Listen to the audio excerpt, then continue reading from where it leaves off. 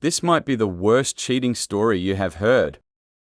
I met this girl back in March 2023 at a restaurant, went up to her with some small talk and left with her number. We were in the talking phase and went on a couple of dates, which were fun and exciting each time. About a month later, we made our relationship official. Through our time, my girlfriend and I would see each other 1 to 2 times a week, mainly because we were always productive and had busy day-to-day lives. We would always go to new places around us and would go on trips whenever we could. After a couple of months of being together, I told her about a month prior to a Spain vacation that I was going on for 3 weeks. She completely understood, as I have family out there that I hadn't seen in about 8 years. Fast forward to before the trip, stayed over throughout the trip in Spain. It was amazing. We would FaceTime whenever we could because of the time zone difference, mainly. But something felt slightly off about her in terms of the way she would speak and some of our conversations at the time that didn't bug me at all, so I ignored it. I ended up getting my carry-on stolen in Madrid the day before I flew back to the States and was not in a good mental state because my laptop, headphone, accessories I bought, and some good colognes were stolen.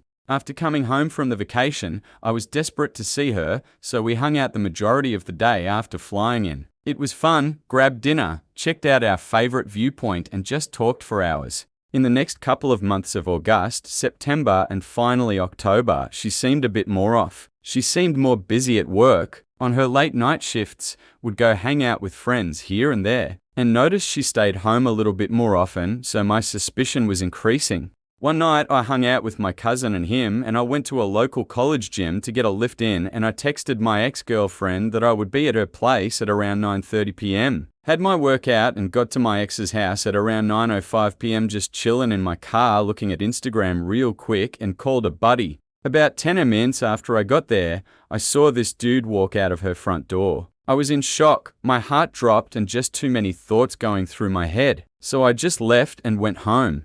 Next morning, I woke up to 10 plus missed calls and who knows how many text messages. Like, holy shit. I texted her saying, "What do you want?" And she called instantly. The first thing I said was, "Who walked out your front door last night?" And she kept coming up with these stupid ass excuses and started crying. I told her that she was soulless, cold-hearted, and the devil. Turns out she's been talking with this dude while I was on my vacation, would hook up with him and hang out with him as well. I told her that she's out of my life forever and that I'd never text her or see her again. Blocked her number, social, anything I could think of. About a week of trying to mentally get myself together again with support from my buddies. The dude that she was with texted me a video of them fucking, which literally killed me. At the time, I literally thought the world was collapsing on me, and my only thoughts were to go find this guy and seriously injure him. But at the same time, that wouldn't justify anything but cause trouble for myself. With support from my family, friends, and my therapist, I was able to mentally recover from that in a couple of weeks. With some really dark thoughts and thinking that I have no hope in the future finding a suitable relationship, I was lost.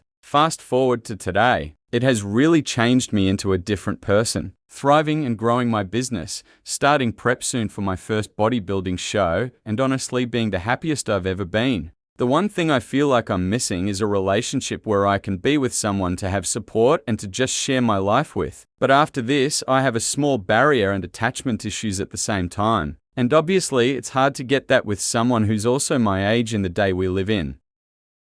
Note, for anyone who's been cheated on, you're not alone and you will get past the trauma. It will truly grow you out of your shell to be the best version of yourself.